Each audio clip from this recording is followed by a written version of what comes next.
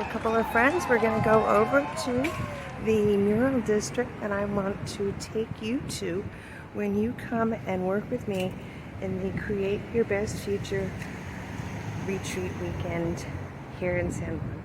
We're going over to see a few murals and really try to get a different perspective on kind of what it looks like to be beautiful, or what it looks like to struggle, or what it looks like to be a warrior or to be a goddess.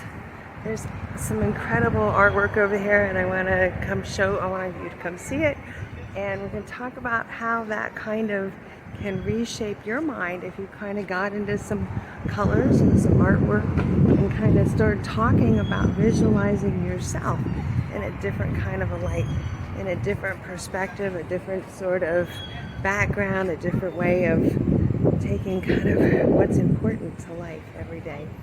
So I just thought I would kind of focus in on that a little bit.